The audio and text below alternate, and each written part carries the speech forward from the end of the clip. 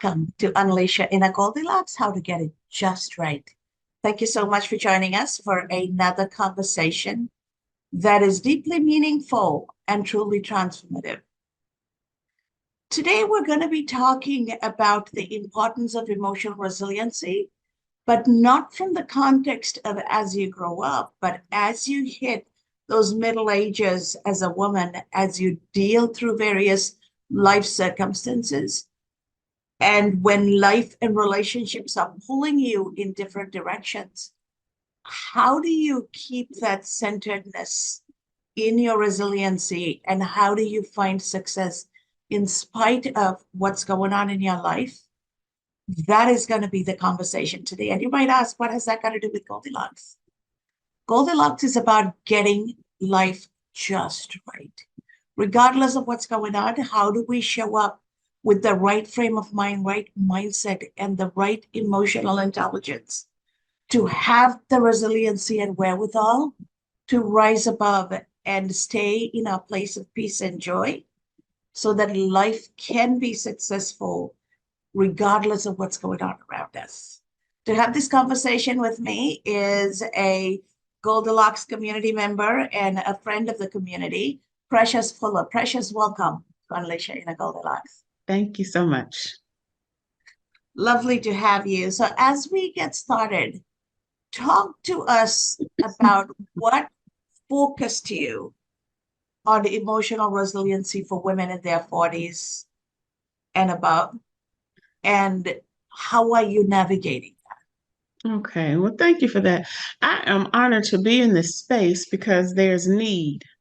And I've experienced it as well. I feel like all you have to do is live long enough, and you will have some setbacks, and you have some things that you navigate more easily than others. So you're thinking, okay, I'm good. And maybe in your early years, you expect to have certain challenges. But as we get older, life continues to happen. And there are times that those experiences, sometimes you need just the right one that impacts you on a different level, on a deeper level. And sometimes you get stuck. And so as a result, you struggle with anxiety, you struggle with confusion, and then even fear as to how to move forward and having the ability to. So knowing that this is relevant, that I've experienced it, I know it's real, and I wanted to create a space that would help people overcome it and not to stay stuck in this state indefinitely. So that's reality you're bringing up. Life happens at every age. But when a woman is 40, she is partway or most of the way through her career. She is a mother and a caregiver and a homemaker and CEO of the house. There are so many moving pieces going on in a woman's life that is competing with her time. Unlike when you're in your early 20s, you're starting life, you don't have any of the other pressures. So what are some of the push and pull you're seeing as you're helping this community? Well, one of the major ones, as you described, you're partway through the career, well, mainly, and you've established yourself. So you would like to hope. And those key points, those key places that you have established, sometimes those get threatened. And that's what really can unnerve people because I thought this one was good. I may have expected a storm or something to come in from the outside, but not from the inside. Or the key pillars that we've built our beliefs and our practices on, when those are threatened for us, that's a different kind of unnerving, so to speak. And the impact is so different. So what I see, one of the challenges is really sometimes even that first stage, really being able to calm and center so that the people can actually come to their conclusions through our program of what's best for them. I'm seeing there's quite a bit of angst.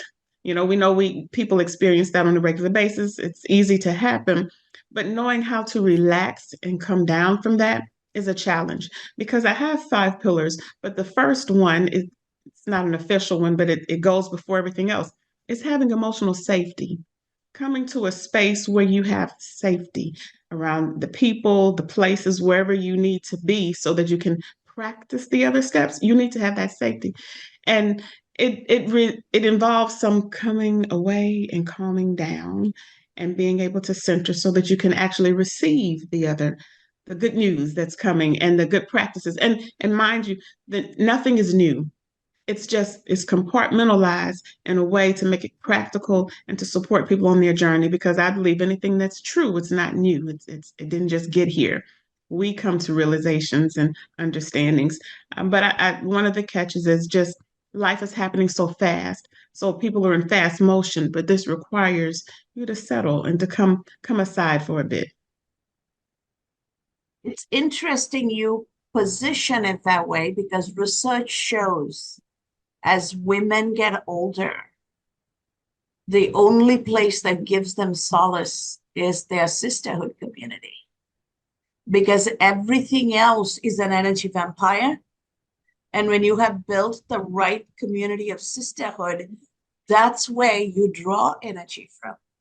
And the same things that make the children's life and the husband's life deeply meaningful and joyful is the same thing that drains the woman. And over 80% of the divorces happen when women trigger the divorce after 40, right? So, and you ask 75% of women in their 40s and above, you ask them if you will marry the same man again, the answer is no. So everything that seemed good and happy in the beginning, everybody settles in the role. The woman takes more and more and more on traditionally, not all the way, always, but traditionally, yes, regardless of culture. And women get burnt out. They get burnt out in the relationships. And then life happens on top of it. How are you helping women navigate that? Because it is not just emotional, right? It's spiritual, it's psychological. There are Absolutely. so many layers to it. Absolutely, no doubt about it. So it's one thing to struggle and be anxious because the situations that have hit you and it's not going the way you desired it. It's not changing in time because we can endure almost anything for a certain amount of time.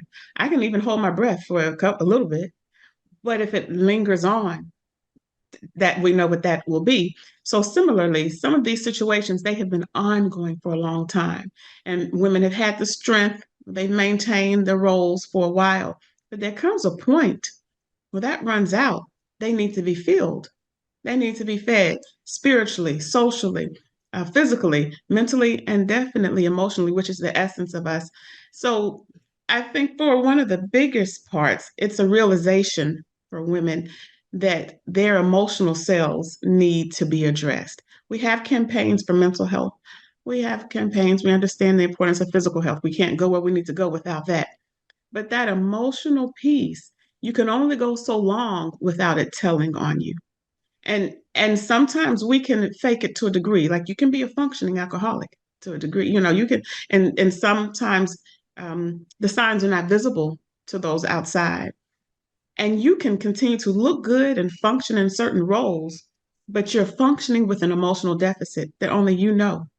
And sometimes you're not even aware of the depth of it. So navigating that space, it's a bit delicate because the core of us is there. And I'll just say this, there are times that if people challenge us or toxic environments, toxic people, we find a way to avoid them. Sometimes we address them if it will be beneficial, sometimes not, but we can back away. But what happens when that person, that harmful replay of the words and messages is us? We just cannot get away from ourselves. And so in recognizing that, we need to address ourselves on a level that will not be toxic to ourselves. We'll be our best advocate and support system, and then be able to reach out, like you mentioned, to that sisterhood.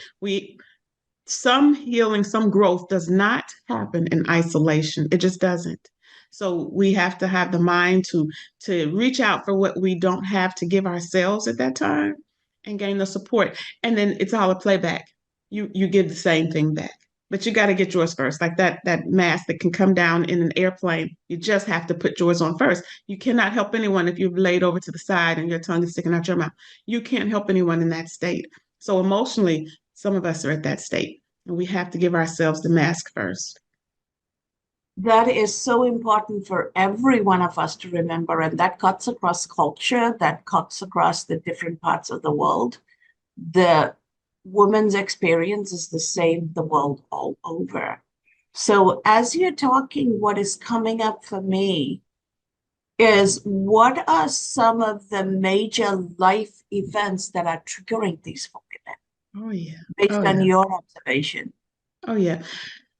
Death, death of people close in your relationship to you, um, a divorce, loss of children, loss of career, lack of intimacy and understanding in the relationship, in their key relationships, and a host of all others. And sometimes challenges in their belief systems, their spiritual belief systems. When we have been taught what to believe and how to think for so long, and so like you mentioned, this is across cultures. We've been taught, and sometimes they have the good girl syndrome. And at some point, that means nothing. It's not, well, it means something, but it can be harmful because when we've been taught how to believe and think and indoctrinated in certain ways and been loyal to those things, we can be loyal to things that are not serving us, but we have to come to that term and we get to redefine what that is for us. And I'll say that that spiritual system, whatever our beliefs, where they come from, is so important because that's one of the pillars that you draw from during this process.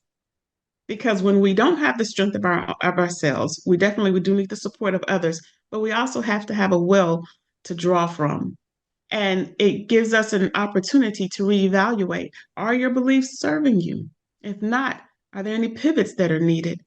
And so just when life happens, but specifically though, those cases that are closest to us and threaten our deepest beliefs. We believed in our relationships. We believed in our families. We believed in our spiritual growth and development. And sometimes when those areas are threatened the most, life changes, transitions, deaths, separations, and just the lack of need over time. Sometimes acknowledging emotional abuse. Sometimes that has happened to people over time. And it's a matter of this has happened long enough. I will either continue like this, maybe die this way, or I have to rewrite this narrative. But then, as I mentioned, having the strength to do so and having the tools and the pillars in place are what's necessary. And there are times we recognize some of our lack, but it takes someone from the outside to even actually who's close enough to us to point out some things and help us on that journey. So this is personal for every woman. I can relate to some of this myself. And sometimes it can be illness, sometimes it can be, it's a loss of something, right? Something you hold dear, something you hold valuable. When that is snatched away right before your eyes, then everything you built your life on, that foundation, is no longer there. It's like somebody pulled the rug out of under you. So when that happens to women, and the familiar is gone, but the social pressures and the expectation of the ones we have loved sometimes forces us to stay in it. So sometimes children are teenagers, you can't leave the children in a split family. You need to be there as mother and father for the sake of children. Or there are in-laws you're taking care of. The marriage doesn't work, but you're taking care of your mother-in-law or father-in-law, and you have a deep attachment to them. Who's going to take care of them? There are so many other issues. And in some cases for women, they've been the homemaker and they can't walk out because the home is not theirs. They don't have a career. They don't have the finances. So many other pieces come into play. How can women navigate this while they deal with their emotional resiliency? Yeah, excellent question. Question of the day, let's say of the century, because we work with what we have at that time. We have to make the most and the best of that at that time. That's why reflection is so important. There are times it would not be in your best interest to jump up and make a drastic move. There are people depending on you, and some of that is very legitimate that you cannot abandon, and you will not get the support and the response that you feel you might get by doing such a thing. It could actually unravel things more. It could go create more harm. So knowing the goal is to take care of ourselves emotionally. Sometimes that is putting physical distance in spaces. Sometimes it's an emotional adjustment. We may have to remain in a circumstance, but we get to learn and navigate how we will do that. And we'll do it differently than we did before. So there are times that instead of being able to make a drastic move, it is drastic though, because it starts here. We tell ourselves the truth about our situation because sometimes the truth can scare us. We tell ourselves that in a safe way so we can determine, maybe it's with supports, maybe it's internally at first, what does this mean and how can I maintain my sense of self in this situation? Now, if you cannot maintain it, there are times we may have to take a hiatus. We need a respite because we're not robotic. We are still made of blood, flesh, and water and emotions. We are very human. There are times we just have to determine what that is. And sometimes we may have to dwell. We may have to do it, but we dwell differently. So it's a matter of determining what is who I am and what I need. That matters. That needs to be factored into the equation as we figure out, well, this is what another person needs from me. This is what a minor child may need from me. An older parent, an in-law may need.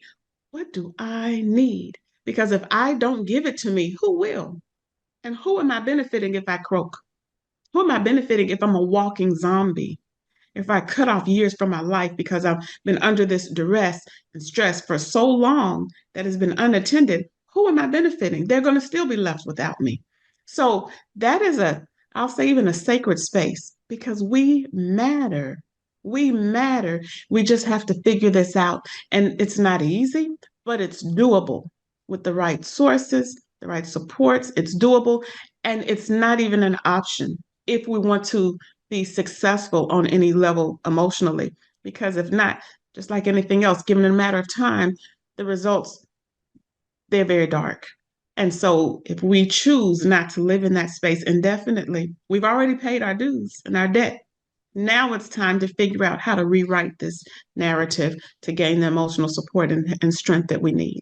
That is serious and yet moving, right? When we experience it's moving, when we see and try to support other women, it's moving.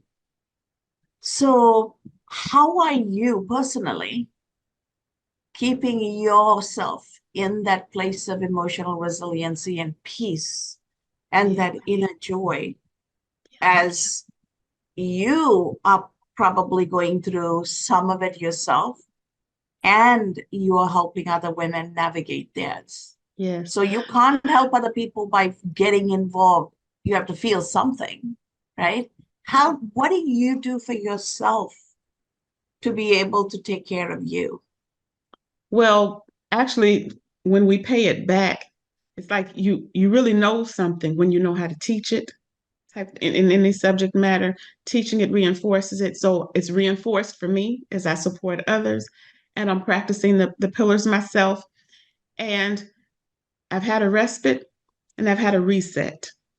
And when you have that, you can deal with and face circumstances. Sometimes they shift for you in your favor. Sometimes the shift was you and your perspective adjusts. So I'm caring for myself. And even with the role, one of the additional roles that I have in life, it's a remote one and it's a more settled one. And at one point I remember thinking, do I need to feel guilty for not having being so involved in the rigmarole? Do I need to be doing more? And I've come to terms, no, this is part of my health, my healing, my support. So I'm embracing it. Less has been more for me. I have less to focus on and more time to just be. Again, this is not a new quote, but we're human beings, not human doings. So I'm getting to be and feed my soul and I read different materials and gain the strength from different programs I watch because how I take it in is a way that supports me and feeds my soul. So just the calm and being able to take a step back, it has given me repose. It has definitely been of support to me, just my lifestyle shift. That is wonderful to hear. Now, how can women reach you and or sign up for your programs? Right. So I am planning to run another challenge starting April 15th, and they can reach me through emotional recovery after 40.com. Emotional recovery after 40.com. And one of the surest ways also, they can email me and then we can set up for them to get on my calendar. And I'm at empowered, ending with a D, EMPOWERED, to live well. That's TOLIVEWELL at gmail.com. Empowered to live at gmail.com. To live well. Empowered to live well. Okay, Mhm. well, good reminder. Thank you so much, Precious. As we move towards closure here, if you can, two things. One, let me back up here. You teach high school, you're teaching boys and girls, right? Is there something we can all do differently when we're raising children so that we're giving them the tools for resiliency when they're young for both boys and girls? Because women won't go through half the emotional trauma they go through Hmm. if the boys were raised not to trigger those and not to create those in the relationship. Because boys are wired different and they just go, go, go. They don't stop to think, they don't stop to feel. Yeah, that could be another subject matter altogether. That could open up a lot. But I would say be honest with girls and allow them to acknowledge how they feel. Don't say, "Oh, you're okay. Don't worry about it," or "That's just how it is." Okay, no, let's accept and acknowledge, and then give them the tools for that particular thing, whatever that situation is. Right there, if there's a complaint, there's a frustration, be a safe space for it, so that they can naturally develop who they need to be. And if it's not natural, we can give them some of those tools because sometimes we need help. But acknowledging things as opposed to trying to shun them and calm them and dismiss. Don't dismiss our girls. And with our boys, we have to continue to work with them. We work differently because, as you say, the wiring is different. The maturity level and the rate in which it happens is different. They grow faster, taller when they hit that spurt. But the other development, the maturity, it comes at a different rate. And so addressing them in some ways would be helpful to some degree early. But I say if we address the needs that happen and that may come from the female side first, that's fine. And they shift it because they determine what's acceptable for themselves. And as they're empowered to do so, it shifts the narrative. That is such an important reminder. As we bring this to a close, what nugget of wisdom do you have for women so that they actually take the time to even process and understand to do what they need to do for themselves? Yeah, I would just say you are so worth it. We just are. And knowing that is not enough. We have to handle ourselves delicately, carefully.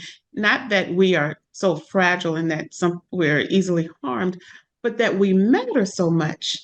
And recognizing that, also know that it doesn't have to be this way always. Even if we don't see an out, the level of depth of challenge and struggle or frustration or emotional harm that has happened, let's say we've already paid it. And so when you come to an awareness, it's time for a new day. You've suffered long enough. You matter. Even if the situation doesn't change, you deserve to. You deserve to. You deserve to. Thank you so much, Precious, for taking the time to have this conversation, because this is something every woman is dealing with in different ways in her life in different parts of the world. And when we don't talk about it, it becomes a dirty little secret. And the more we talk, the more we are giving permission to people to stand up and talk about it, stand up and ask for help, stand up and say, you know what? I can't do this alone. I need somebody, right? Absolutely. And that is key. So thank you so much for making the time to have this conversation. And I am thrilled that you're having another workshop coming April 15th. We'll make sure that we share it with the community so that women out there are going to be able to watch this, understand what this is going to be about, and show up to actually fill their cup and serve themselves. This is helping every woman. And to our audience out there, whether you're a male or female, make sure you fill your cup and your emotional state of being as well. We focus on physical health. Now, lately, we're talking about mental health. Your spiritual wellness and your emotional wellness are equally important. And what you need to realize is our emotional wellness triggers our physical and spiritual wellness, right? The body chemistry is related to emotions, and negative body chemistry can be very harmful and toxic. So, whatever you do, make time for you, make time to fill your cup emotionally as well as in every other way, and give yourself the opportunity to be a whole person so that you can show up whole and well. And therefore, everything you get engaged in is going to be just right.